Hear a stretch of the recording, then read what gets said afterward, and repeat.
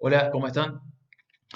Bueno, acá vemos lo que nos faltaba del sujeto, que si bien vamos a ver que tiene tratamiento similar a las personas humanas, destaca por no ser, no tener digamos, las mismas consecuencias o el mismo tratamiento de la figura de sucesión impositivamente como lo que sería legalmente, digamos, desde el punto de vista del Código Civil.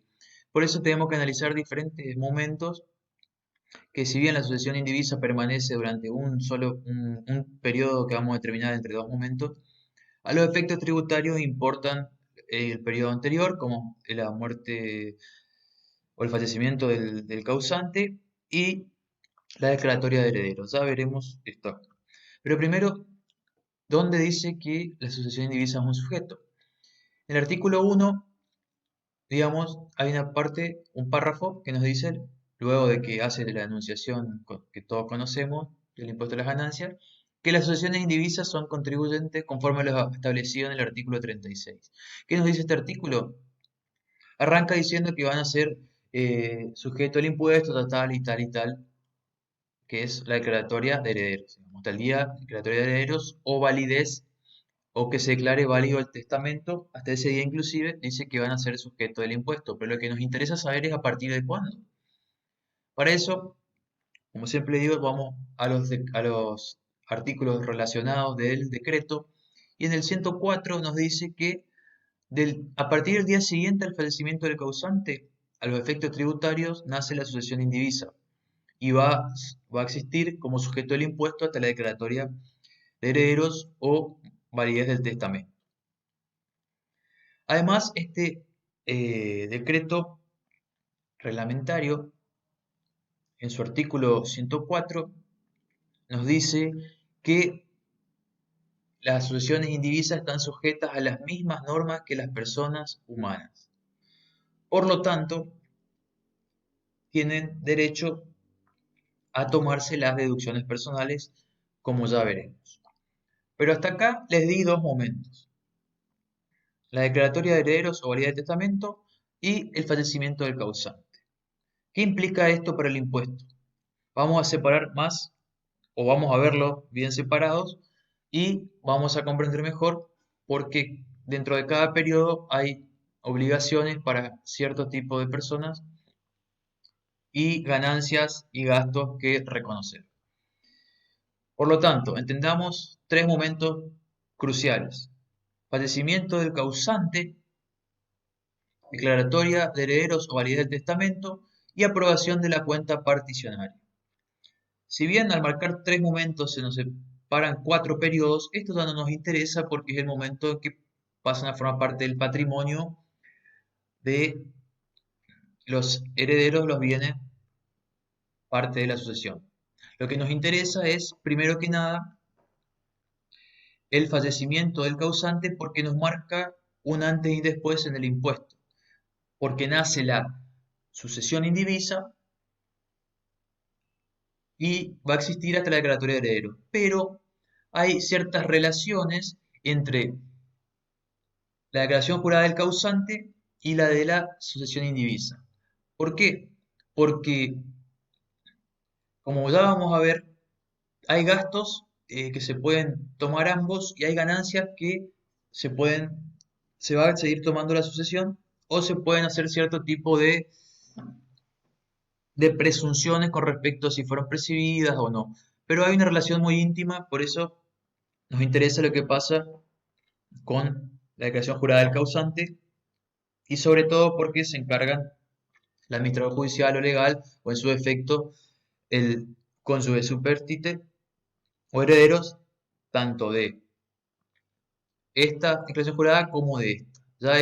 En este caso, cuando hablemos de declaratoria de herederos, que solamente lo vamos a tocar muy por encima, porque no es que nos interese mucho, cada heredero incluye en su declaración jurada las ganancias que obtenga la masa, digamos, todo el conjunto de bienes en la proporción que le corresponda. Por lo tanto, vamos a ver cómo sería esto o qué implica. Esta separación de periodo que hicimos nos va a permitir entender qué ganancias y qué gastos corresponden a cada uno. Por lo tanto, el causante tiene que presentar una declaración jurada desde el 1 de enero hasta el periodo en que se produce el fallecimiento inclusive. ¿Quién realiza esto? ¿Quién realiza esta declaración jurada? Dijimos que es el administrador legal o judicial, digamos, o el cónyuge superstite o herederos en su defecto. ¿Sobre qué? Sobre los bienes que posea el, digamos, el causante al momento de su fallecimiento y los bienes gananciales. Luego, al día siguiente del fallecimiento, nace la sucesión, que va a declarar todas las ganancias que se sigan generando por estos bienes del causante más los bienes gananciales. Es decir, a partir de acá es la sucesión indivisa la que se encarga de realizar una declaración jurada de ingresos y gastos. Entonces, sí hay ciertos gastos que se pueden tomar ambos o similares. Y acá vemos, ambos se pueden tomar las deducciones personales del artículo 30, ya que, como vimos, se le da el tratamiento de persona humana a la sucesión indivisa. Y mismas ganancias en diferentes periodos, lo pongo yo de esta manera, porque si está ahí un alquiler y se sigue alquilando, va a tener la sucesión que declarar esos alquileres de la misma manera que los declaró el, el administrador legal o quien sea en la declaración jurada del causante. Por eso hay una estrecha relación entre estos dos sujetos del impuesto y por eso nos interesa este periodo. Con respecto a estas deducciones personales, hay que destacar que la sucesión se va a poder tomar aquella que haya tenido derecho el causante hasta el momento de su fallecimiento. Por ejemplo, eh, no va a poder tomarse algo que no se tomó el causante o sí tomarse, o sea, no voy a poder tomarme o inventar algo que no haya digamos, deducido el causante, ni voy a poder no tomarme algo que sí él se tomó, digamos, no nos enredemos, pero en síntesis es eso. Es decir, si tengo carga de familia, me voy a tomar la carga de familia. El mínimo no imponible, me tomo el mínimo no imponible. Tenía derecho a una deducción especial y bueno, me tomaré la deducción especial.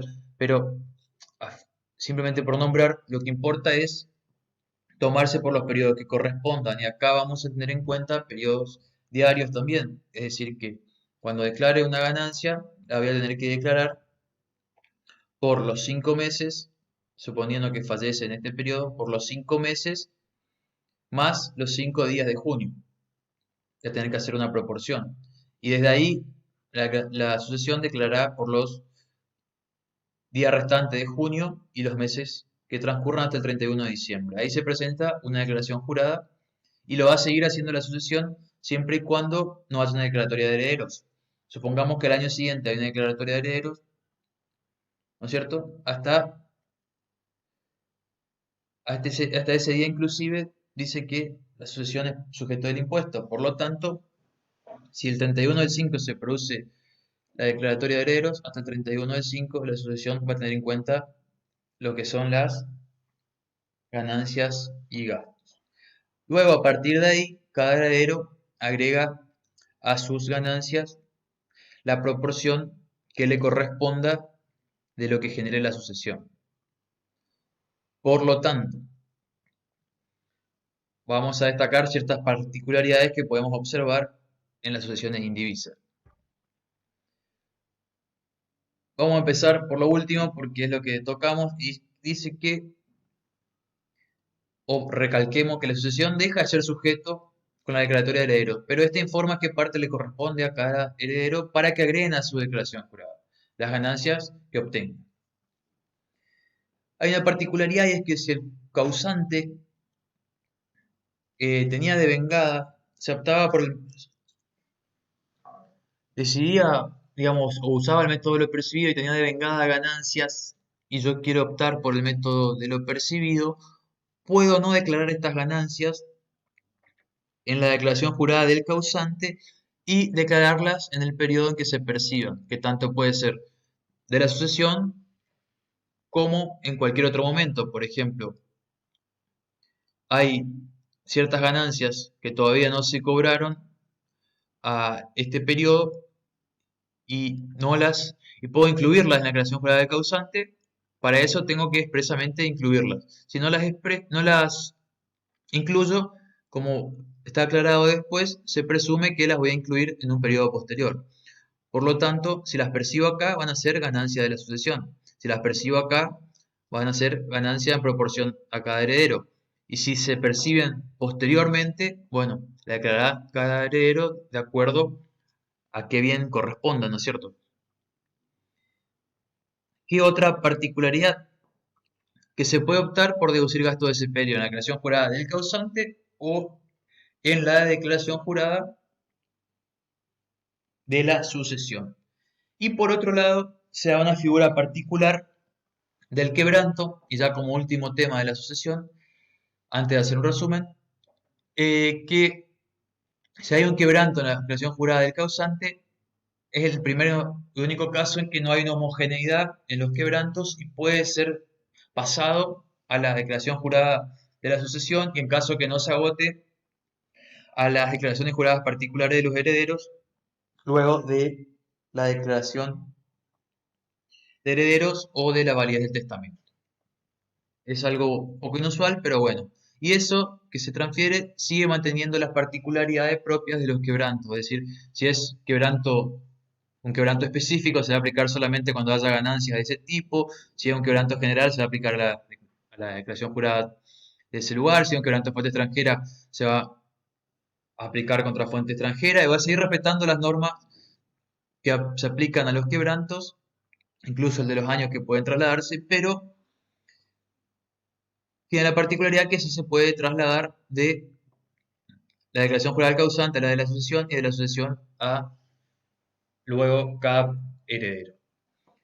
Hasta acá podemos hacer un breve resumen diciendo que las sucesiones indivisas son sujetos del impuesto desde el fallecimiento, desde el día siguiente al fallecimiento del causante hasta la declaratoria de herederos o validez del testamento.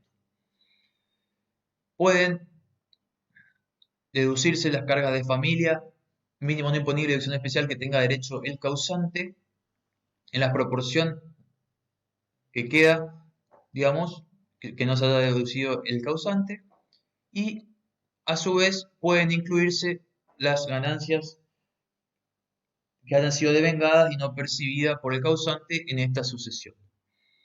Luego, cada heredero va a agregar a sus ganancias lo que se produzca, deja de ser sujeto a la sucesión y tenemos para destacar simplemente las particularidades que hay en cuanto a optar por lo percibido, como dijimos, si hay un quebranto, y bueno, reconocer que, darnos cuenta que la sucesión está, pero deja de ser sujeto del impuesto.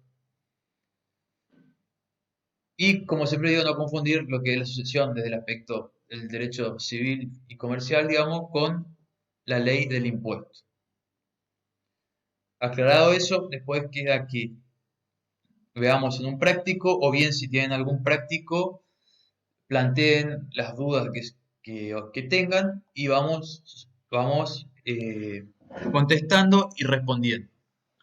Hasta acá, espero que hayan entendido y nos vemos en una próxima clase, ya en una liquidación de sucesiones indivisa como sujeto del impuesto con alguna ganancia ya que se le atribuya o un caso particular. Bueno, hasta luego. Chau, chau.